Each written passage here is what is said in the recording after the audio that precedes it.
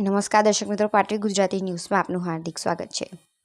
કરજણ નજીક બંધ પડેલી મોડર્ન ફેક્ટરીના કમ્પાઉન્ડમાં 1 કરોડ ઉપરાંતના દારૂના જથ્થાનો નાશ કરાયો। વડોદરાના કરજણ અને સિનોર પોલીસ મથકની હદમાં વર્ષ 2024-25માં ઝડપાયેલા ગેરકાયદેસર જથ્થાનો પોલીસ અધિકારીઓની હાજરીમાં કરજણ નજીક આવેલી બંધ પડેલી મોડર્ન ફેક્ટરીના કમ્પાઉન્ડમાં નાશ કરવામાં આવ્યો હતો।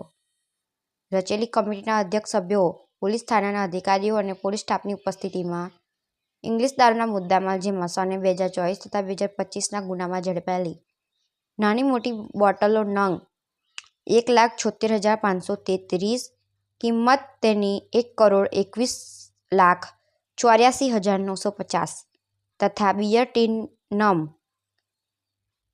7,64,90,706 મળી કુલ નંગ 1,77,297, જેની કુલ કિંમત રૂપિયા 1,22,75,656નો મુદ્દામાલ કમ્પાઉન્ડમાં જમીન પર ગોઠવી તેના પર રોલર ફેરવી ખોખા અને બોટલોને કચડી સળગાવી નાશ કરવામાં આવ્યો હતો।